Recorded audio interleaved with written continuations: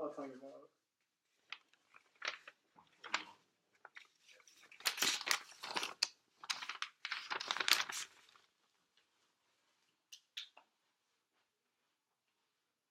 A couple years ago, I got married.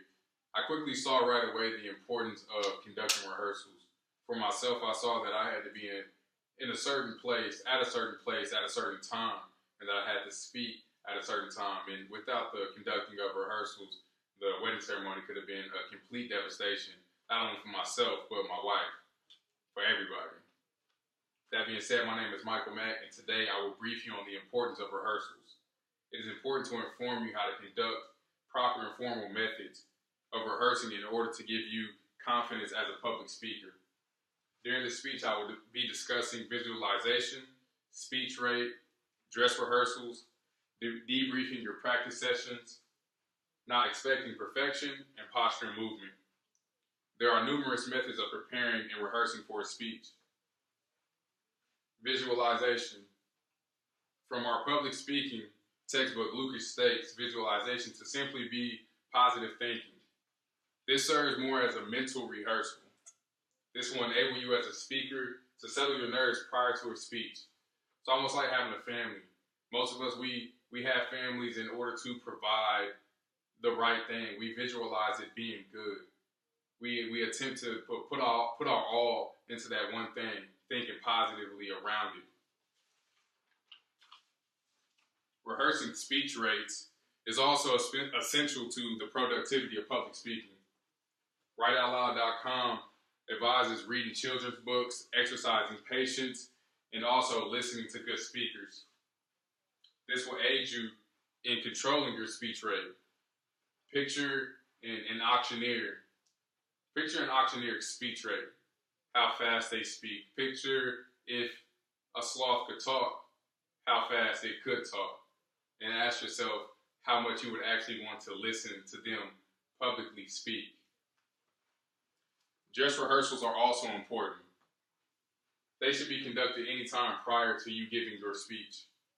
When conducting a dress rehearsal, it should be as close to the conditions that you will be under, let's call it game day.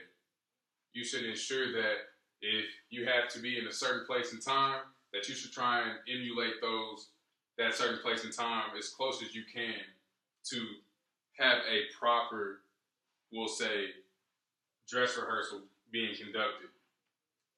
Musicians tend to exercise this a lot. Prior to concerts and award ceremonies, they'll go out there and they'll do mic checks and they'll make sure that their backup singers are good and on point or whatnot. They'll ensure that the pyro is working. They ensure that everything is working so that they can have an efficient and productive performance. One of the more important rehearsals is that of debriefing your practice sessions. Gary Gennard from GaryGennard.com expresses that dissecting what you've done and how you can do it better next time can be an eye-opening component leading to improvement. I've witnessed this a lot in the military. We've been able to conduct a lot of debriefs in order to accomplish the mission better or to learn more about the enemy to keep ourselves safe and everybody else. Not expecting perfection is another way to mentally prepare yourself for your speech.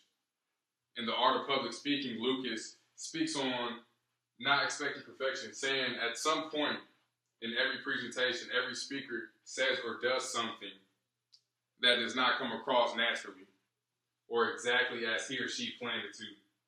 Picture Steve Nash. Steve Nash is, up until this date, the greatest of all time with free throw percentage. And as I spoke of before with visualization, I'm pretty sure he visualized that ball going through the hoop every single time, shooting well over 90%. But he also understood that he wasn't perfect. So therefore, he didn't shoot 100%. He shot 90, which is still, as I said, up until this date, the greatest of all time. Another important and great method of rehearsing is posture and movement. Bill Rosenthal wrote an article for Forbes.com on how to prepare for a presentation. He spoke on the importance of posture and movement, expressing that posture projected energy and authority, while movement provided life and connectivity with the entire audience.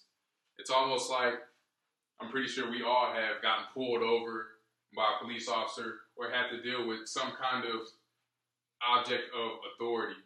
In the way that you posturize yourself or move around these police officers in certain situations could at times be the difference between life and death, unfortunately, as we know.